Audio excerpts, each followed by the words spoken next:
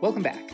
Today we're going to summarize your accomplishments as well as add some personal information so that we have all of the elements in place to target your story exactly to one of the career plans that you've been working on.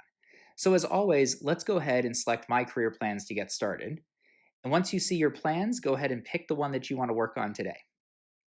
After your plan loads, out of the left menu, we're all the way down on Experience, so let's go down there. When you click on that, you'll see the jobs that you have added previously.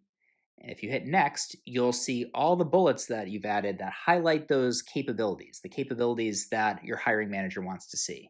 If you're not done yet, that's okay. You can always come back and change them. So go right ahead and hit next. Now, when we want to emphasize your top accomplishments, it's great to be able to have a single sentence that sort of sums up what you've done and relating it very specifically to what your hiring manager wants to see. For our chief marketing officer here, we wrote, I help global consumer brands grow to over 1 billion in ARR by generating strong advocacy from their customers while implementing data-driven operations. Your summary will come and be different based on what role you want, but there's some examples at the bottom you can use that might inspire you.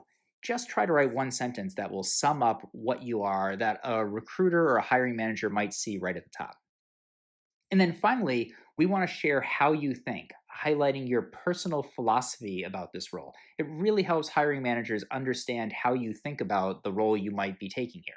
So in this case, we wrote, I believe that a brand is more than its product, and at its best, it engages customers in a way that makes them our most zealous advocates.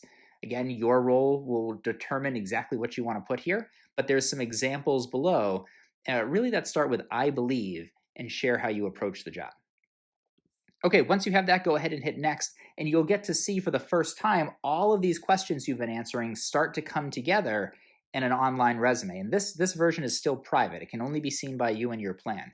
But some key things, it will have the title of the job you're targeting, which is much better because you don't want to be applying for a product job and have a title that says you're a CIO. It will drive people to see the mismatch right at the beginning.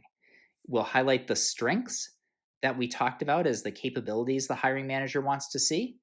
And we'll have that summary that starts way back with your very first target job. I help high growth tech companies drive growth and engage customers by focus on strategic thinking, leadership, and data-driven growth. So all this comes together in a way that helps you be the perfect candidate for your hiring manager. As you scroll down, you'll see your jobs, you'll see the bullets of experience, and you'll see two sections on the right that we haven't added yet. So let's go ahead and do those now. On the education and personal information.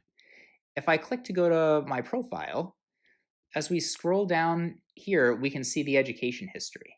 So let's go ahead and add something in education. I might add that my school was the University of Notre Dame, my degree, Bachelor of Business, field of study, maybe marketing, and maybe I completed it in 2011 when we started our career history.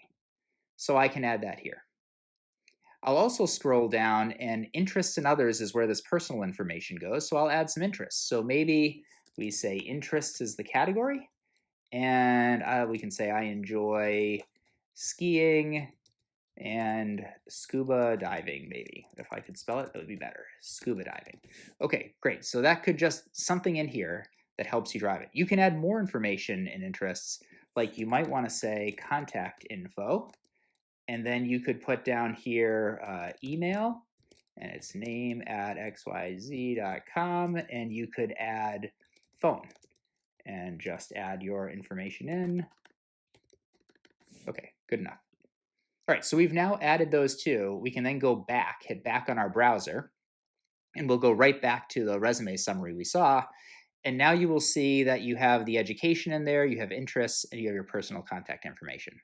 So that's a good overview for today. If you can go through and add this personal information on education and your personal interests, and add those two sentences about your personal philosophy and about your top accomplishments that we saw back here in the experience section, that'll be a good place to save for today.